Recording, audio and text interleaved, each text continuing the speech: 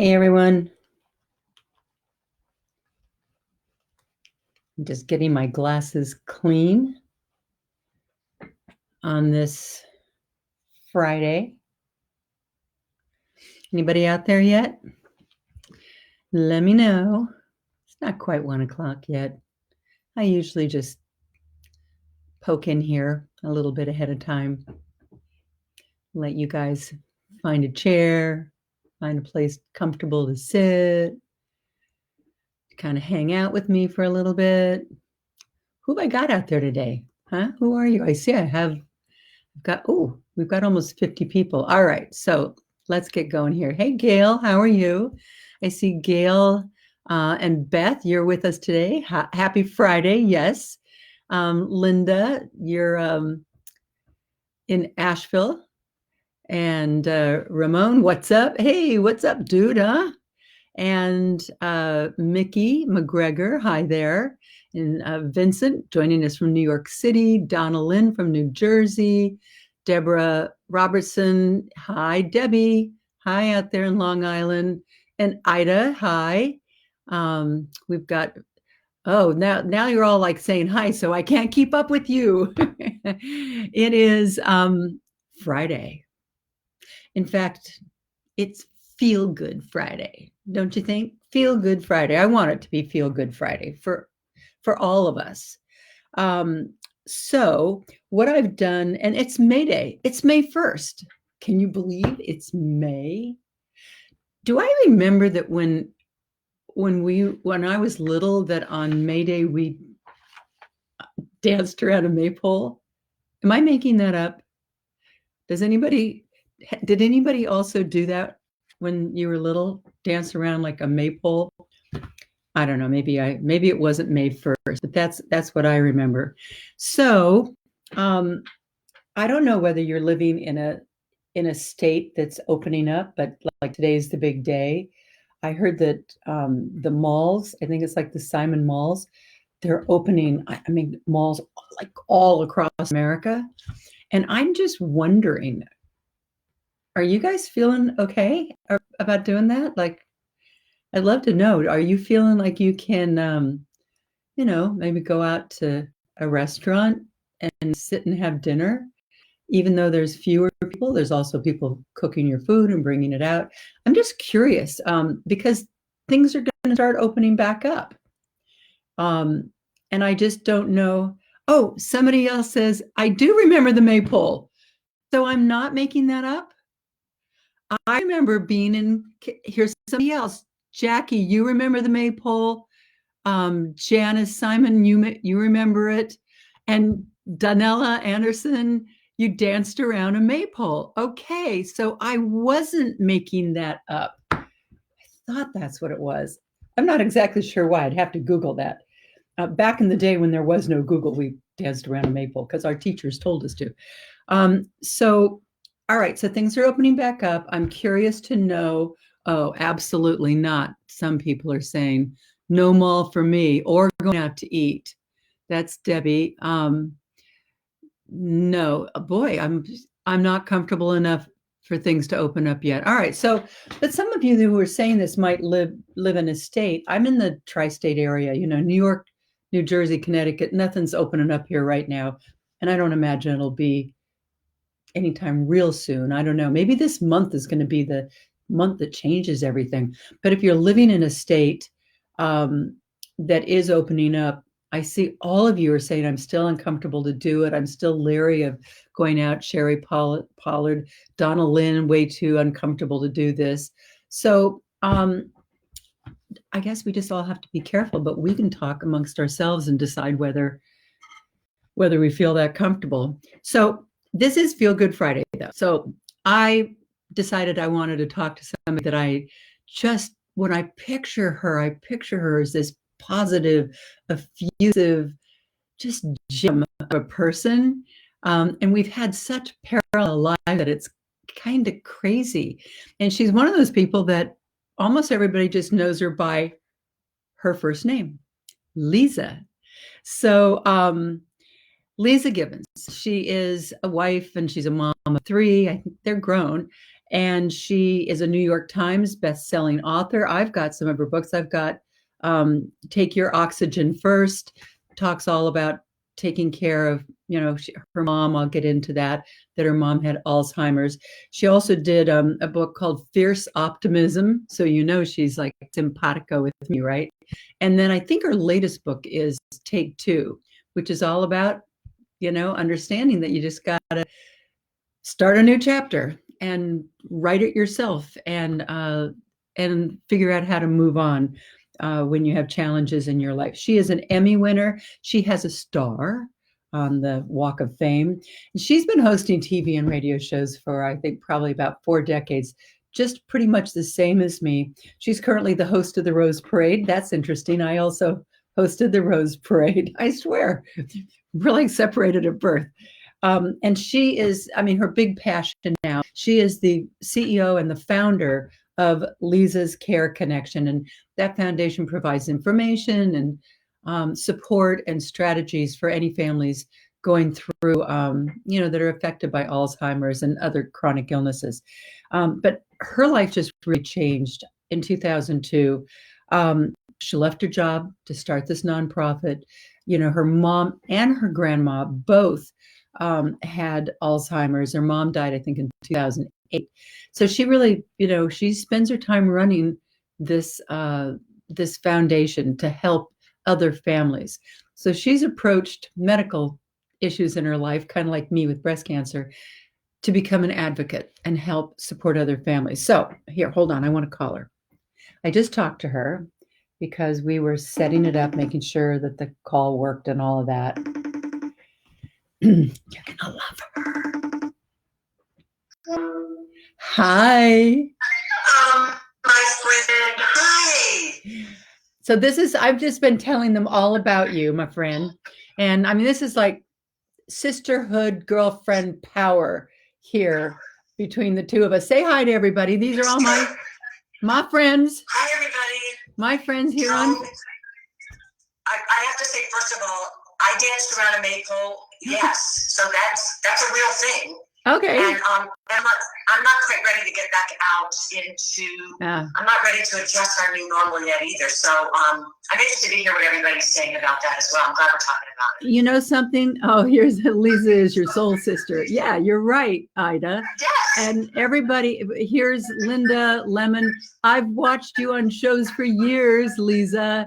So you're California. Are they opening your state up? I thought I heard they were.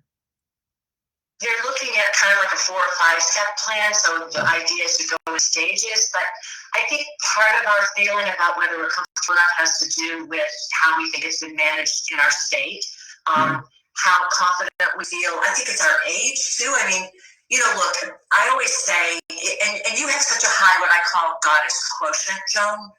Real goddesses that are over a certain age empower other women, and they cheer on other women, and they support other women.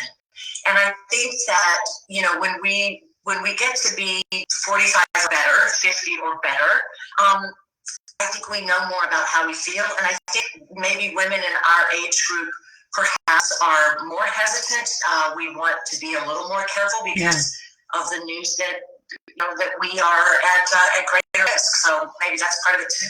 Absolutely. I think that they're saying that with age comes wisdom. I think there's truth to that. You get a little bit more comfortable with yourself. You honor yourself a bit more, and take care of yourself. Well, that's what that in your book, which I found hysterical, and just loved it. I love that you're such a truth teller about aging. And you go there. And I think when we were younger, you would have looked at somebody writing this book and went, wow, that's bold. You become more authentically yourself, don't you think? Yeah. And you're more comfortable talking about these things. And both of us are very much at the heart and soul of us, we're advocates.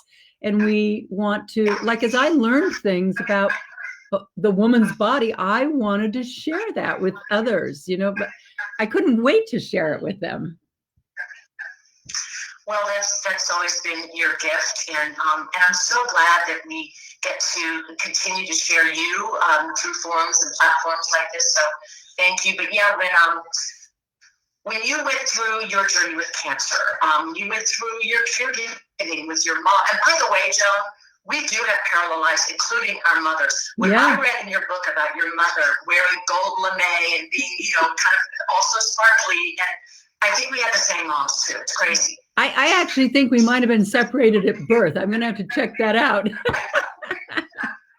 Well, I have women in my life I call my pace setter women. These are women that set the pace for things that I want to be, and they inspire me. And you're on that list, and you've always been at the top of that list. And people talk about work-life balance. For you, I always saw it as just a seamless flow, and it still seems to be. You seem to be better when you're expressing yourself through what other people may call work, but for you, it just seems like a conversation. Yeah, I know. My husband said to me a couple of days ago, "Why are you doing this? It seems like every time I talk to you, you're writing an interview or doing a pre-interview." And I said, "I'm having fun." I mean, what else would I be doing? I was put on this earth to talk, I guess. So here I am talking to you guys. How is your cute husband? What's that? How is your cute husband? My cute husband is more than cute. He is a gem. He's awesome. But he's been down in Florida at our house in West Palm Beach because he happened to be down there with our 16-year-old son doing a guy's week, playing tennis and everything. And this happened. And he's been down there, stuck down there. I mean, the flights between, White Plains by where I live and Palm Beach, they all went away. Not that I don't think he'd go get on a plane anyway. And it's a long drive, 18, 19 hours. So, but he's itching to get back. So he'll be back. I just have to let you know, you've got a lot of fans saying hello. Oh, that makes me happy. So here's a woman, Linda Grin Thomas, who's with us a lot. She met you in Jacksonville when you were visiting an assisted living residence where her mom lived at the time. She also had Alzheimer's, and the Alzheimer's community is so lucky to have you stand up for them. Isn't that nice? Don't you love that? That's really nice. And I look at people who are facing, it's like your life is going along and then there's a diagnosis. It's Alzheimer's or Parkinson's or cancer, and it's someone you love. And everything changes, and we learn how much we can take, and we learn how much we have to give. And I have been so blessed, Joan, by meeting family members like this lovely woman, thank you for saying that, and caregivers who are absolutely heroic. And it's just really inspired this past in my life, which has been my favorite walk of all through the journey so far. And that's been the same in both of our lives. You and I've talked about how when my mom got dementia and needed more care, and how I went on this journey, and I thought I should have been better prepared. And I just at that moment felt that I needed to help everybody else be better prepared. But besides advocacy, you and I have had parallel personal lives. Like, we've both gone through divorce. We've both gotten remarried. We both married guys who were younger. We both had children later in life. We brought them to work with us. I remember coming, I think Paramount Studio, I guess I was at the Leeza show, and you had at least one of your children with you, and you walked over to me and kind of whispered, "Joan, this is really hard." You may have been a guest on that show. I think I was. Right? Yes, I was. But I was so lucky. You were so lucky, I think, because we were able to bring our kids to work. If you had a situation and you had a similar thing where I could say, no, I want my production schedule around I'm nursing a child, or I want to have a playroom here. I wish all mothers could be so lucky. But in the look back, when you look back in the rearview mirror and go, okay, was it a good thing? How did my kids benefit? How are they traumatized? How did it change them that I brought them to work? And, I think that's still revealing itself for my kids anyway. Really, I think my girls would tell you that. I mean, I have all kinds of pictures of them riding around on the cameras with the guys and the videographers. All of them, they are the cameramen, and I think that they would tell you that they learned that they could do more than one thing in life. They could be more than one thing, but they just had to, work out the priorities. But I think my girls really benefited from. I always worried about that. I was always like, am I ruining my kids by doing this, by being a working mom? But now in retrospect, I don't think I did. Well, I tend to have that lens on it too, Joan. I think the term working mom is so redundant. I mean, Yes. all mothers Yes. work. They either get paid, they're either the paid workforce or they're not, but everyone's a working mom. And I think that the benefit for children, whether we take them to an office or take them to a studio or, we're lucky enough to have them with us at work, is to see their parents, women or men, their mom or dad, get joy from work and realize that there's benefit to work and realize that, work is not the thing that you come home at the end of the day and say, oh my gosh, horrible day at work, to give me a drink. But wow, and it's not every day. And I think they learn to be part of a team. I hope that's part of what my kids learn, is that none of us is an insular island, and we all get to do what we do and survive what we survive because we're part of a bigger team. I just want to let you know some other people. Tammy Lewis left a corporate job and got a dementia training certified. She in order to care for a lovely lady for many years. It was certainly a labor of love. We have so many other people. Marie Thomas says that she's watching our videos every day, and they're saying they all miss you. We miss seeing you on TV, Leeza. That's very. Thank you. First of all, thank you, Joan, for sharing those beautiful comments, and thanks everybody. Being when I was in the 6th grade and we had a talent show at school, I came home crying because I had no talent. I mean, seriously, if anybody saw my season of Dancing with the Stars, which was early on, when I was 50, I celebrated my 50th birthday. Now I'm 63 on Dancing with the Stars. You know that I can't dance. I couldn't hum. I can't carry a tune. And when I cried to my mother about it, she said, "Oh, shush up. You have a talent." And I'm snibbling like, "What? What's my talent?" She goes, "You're a storyteller, okay? You're going to go to school, stand up, and tell a story."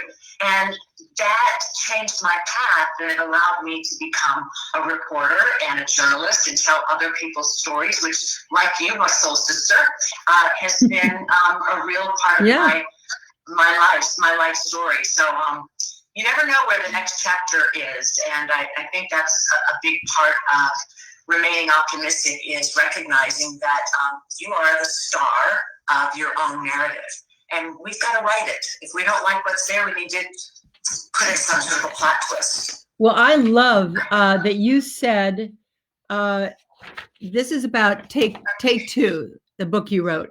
If life is an epic saga, who's in charge of your narrative? Is the plot just unfolding as you imagine?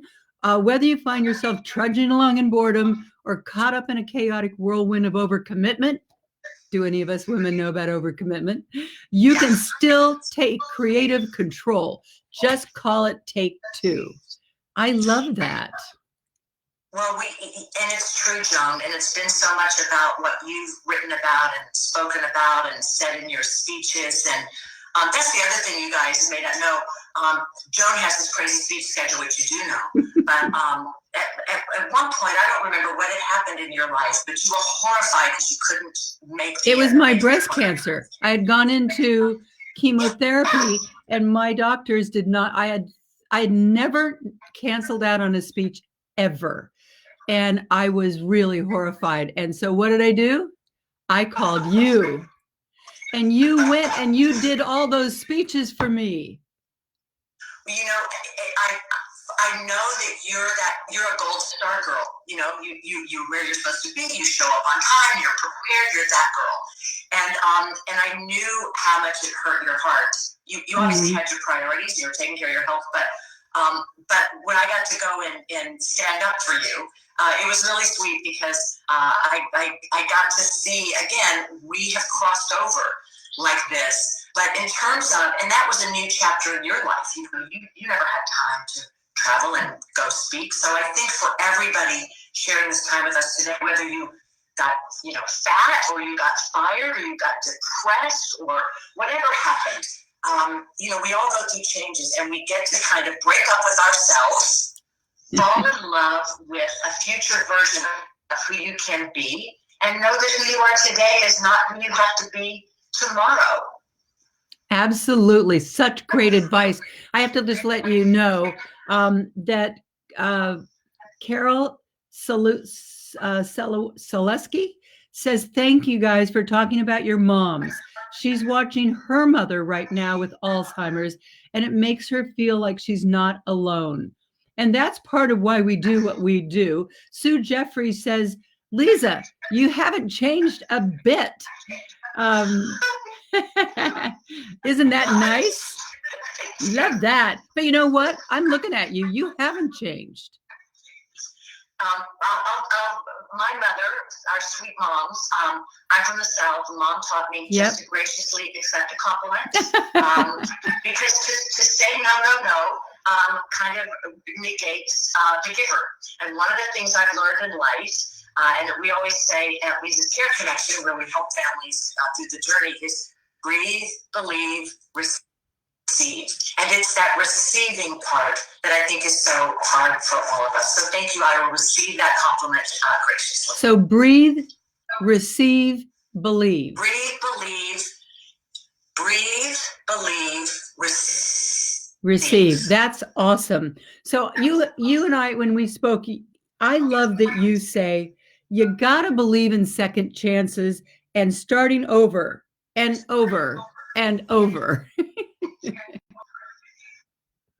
I know, because we think we know all the steps, and it's like we're in this waltz, and it makes sense to us, and it's 1, 2, 3, 1, 2, 3. We know the flow, and then bam, somebody gets sick, something happens to you.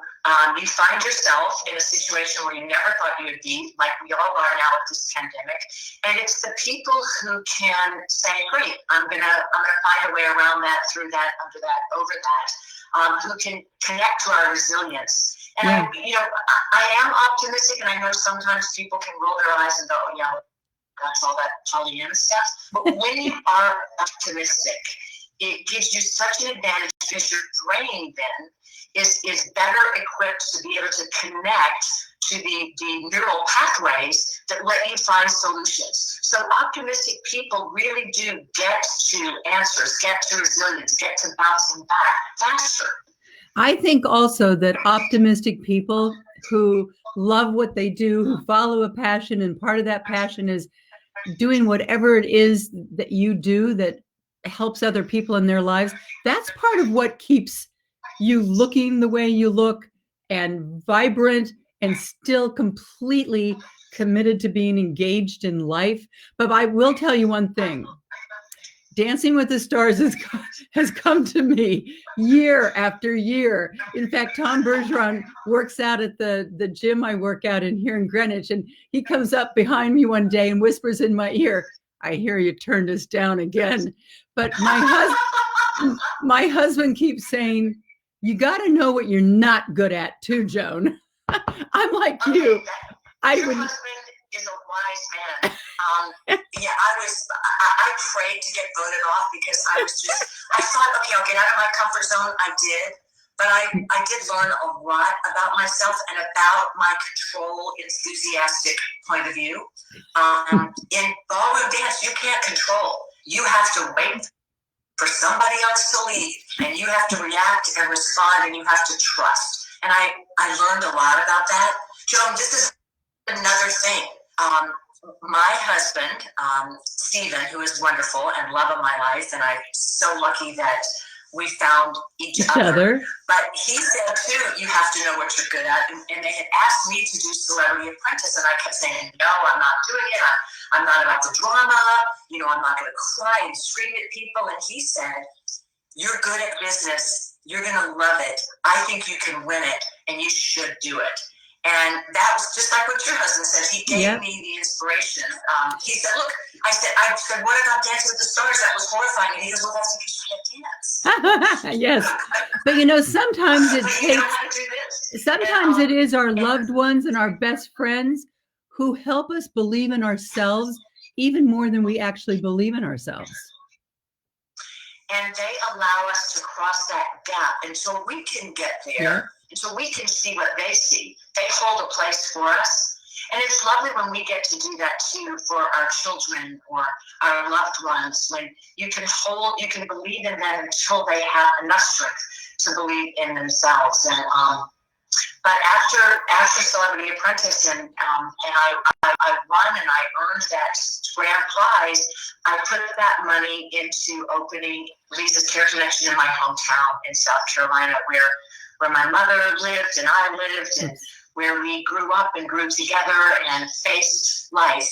And it means so much to me. So my husband was right, I guess is what I'm trying to say. Absolutely. And you and I are very like, and you're like me. You were, I think, 51 when you remarried, and you married a guy who was 38.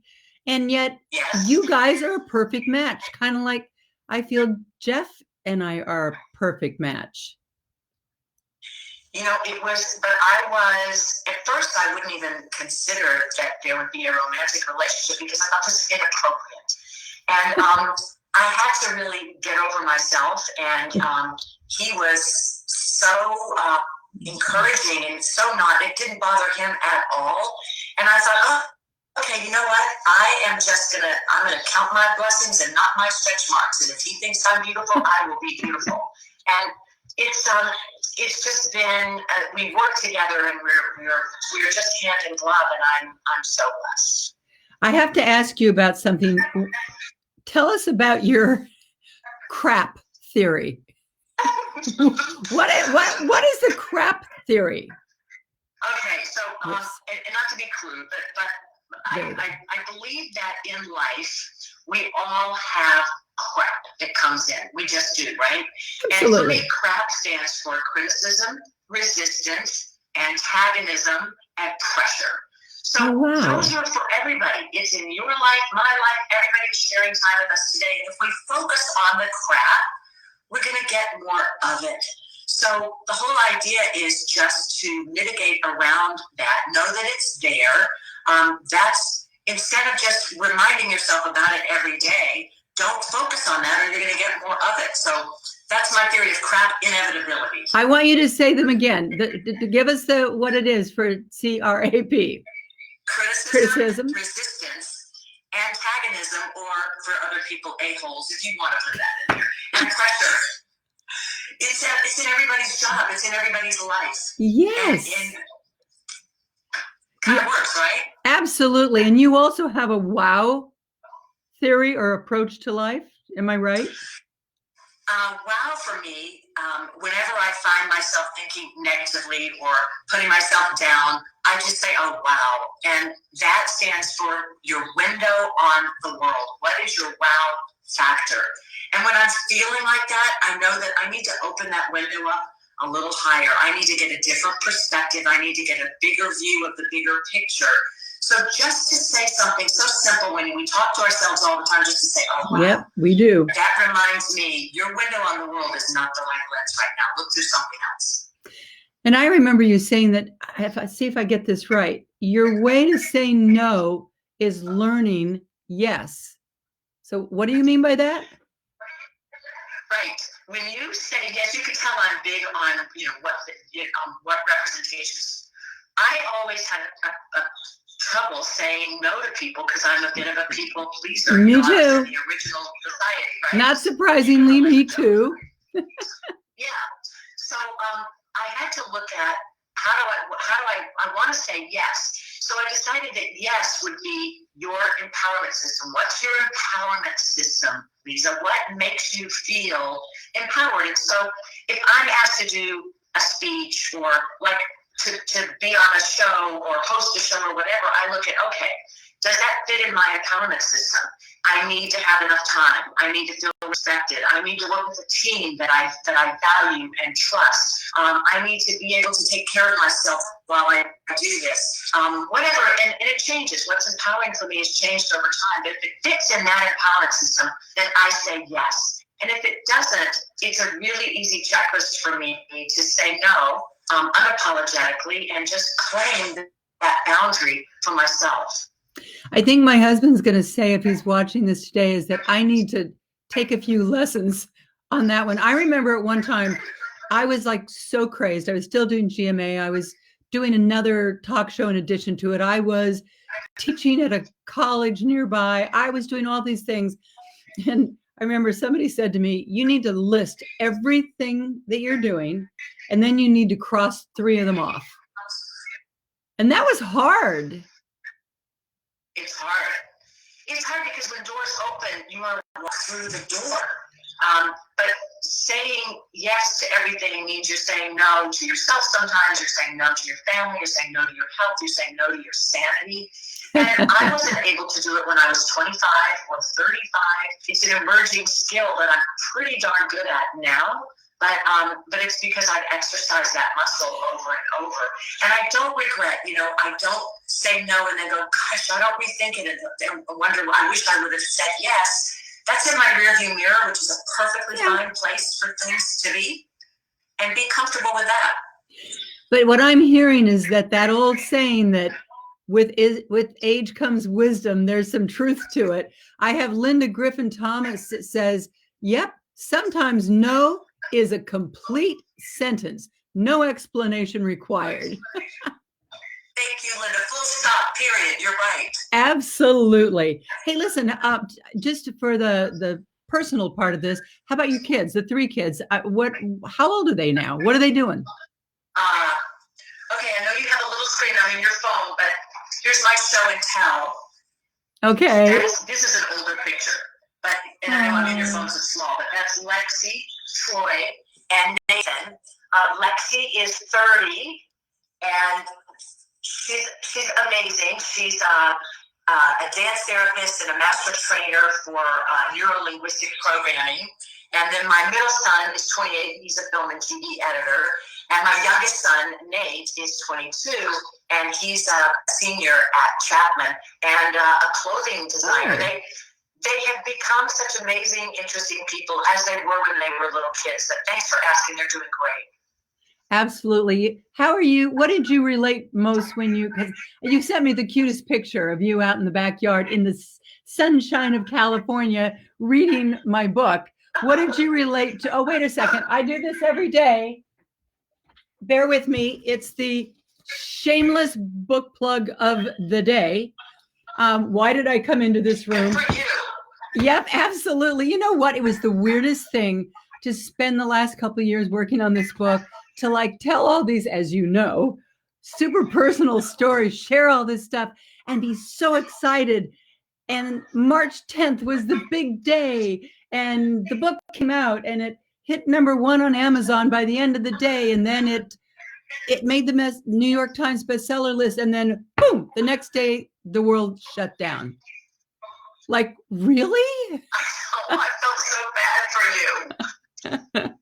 But you know what? I've been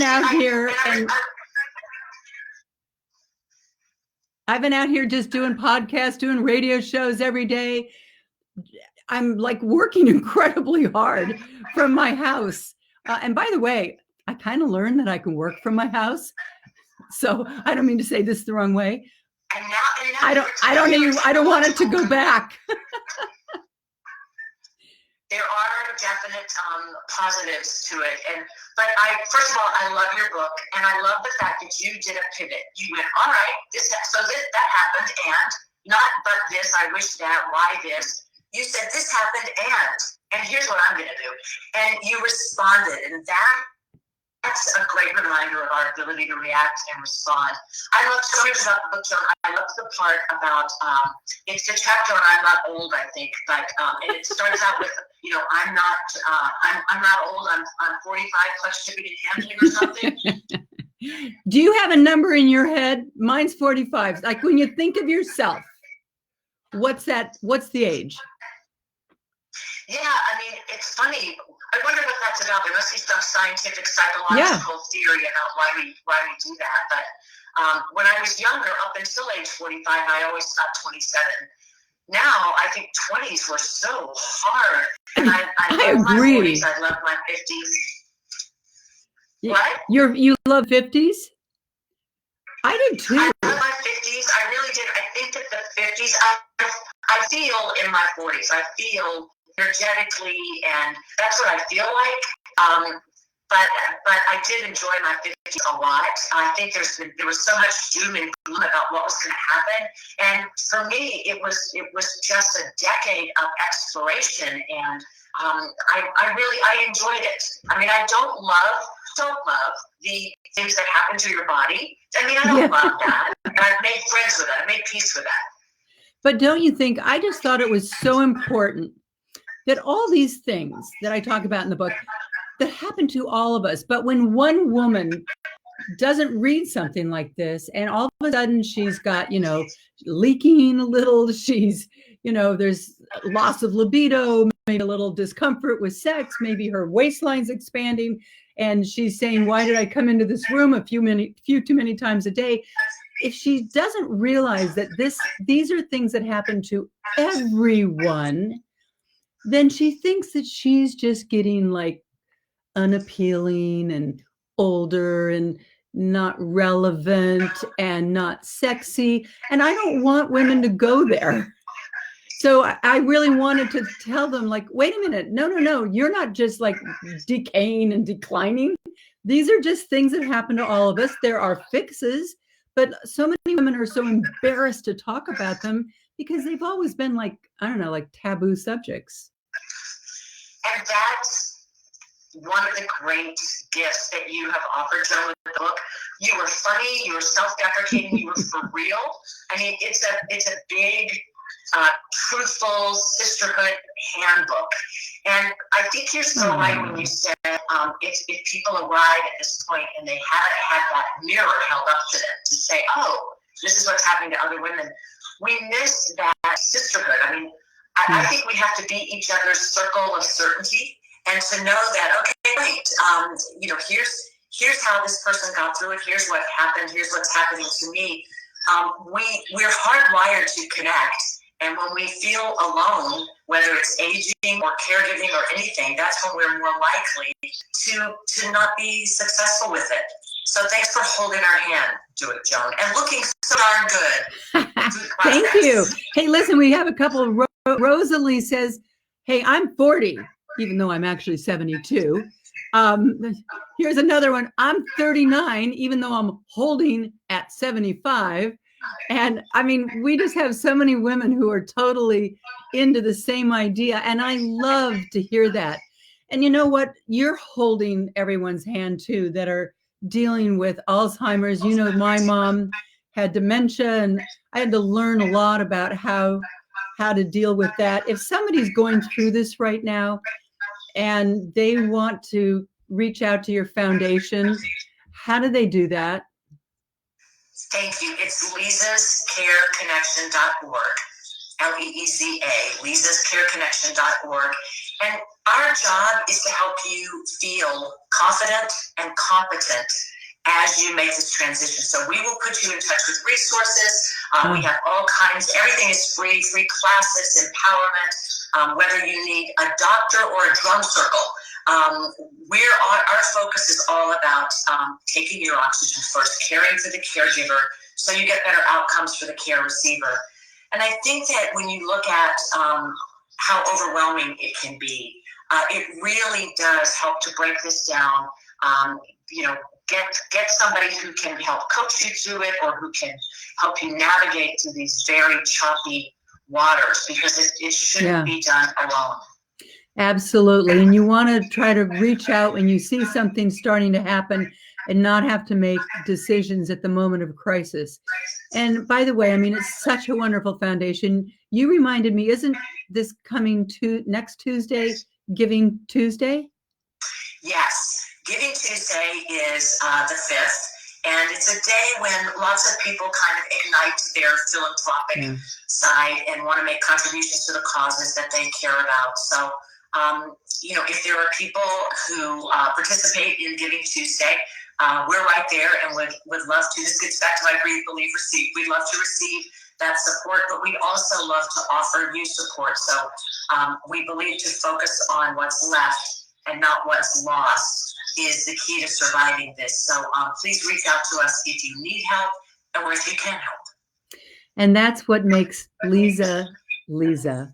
When we've been hit with things in our life, whether it was Alzheimer, or with my mom, dementia, or with me, breast cancer, the more you learn, the more you feel like you want to share it with other people. And we thank you, Leeza, for sharing your time with us today. Go back and read all the comments, because there's just wonderful, wonderful comments that I want to make sure that you read and understand how much everybody loves you. You know what? I will absolutely do that. Thank you, my friend. I love you. Hugs to Jeff and your children, and I'll be seeing you soon. Get the book. Those of you who don't have it already, you've got to have that book. All right. Do you mean this one? I mean your book. And by the way, a lot of people, said here that they want to get Take Two because of just listening to what you say in it. So, listen, have a happy Mother's Day. I don't know if you'll be able to get together with any of your kids, but I'll be thinking about you. You are a real, true friend, and I thank you. I thank you too, sweetheart. All right. Bye, Happy babe. Mother's Day. Bye. All right. Did I make it your Feel Good Friday? Come on. That was like a no-brainer on my part. So this is Friday. Have a good weekend. If your state is opening up, be careful. Don't get carried away. Just, I think we all have to just really be our own health advocates right now. And on, I think later today, I'm going to have a special Facebook running. We're going to post it at about 4:30. I interviewed a terrific woman. Her name is Peggy Rowe. Do I still have her book around here? Peggy Rowe. I should, because our publisher is offering my book and her book as at a special discount for Mother's Day, and promising that they will get there by Mother's Day. So that's cool. And on Monday, I'm going to be talking to this guy. His name is Scott Augenbaum. He was an FBI agent for years covering cybersecurity. And he says that, like, especially right now when we are all doing all this online, Facebook Live, FaceTime, Zoom, all these things, that we really have to be careful and we have to protect ourselves online. So he's going to give us some simple things to do on Monday that you're going to say, why didn't we all know this before? Okay, so that's going to be fun to do on Monday. Have a great weekend, and I'll see you all Monday morning. Namaste. Take care of your health. All right, stay safe. Bye, guys.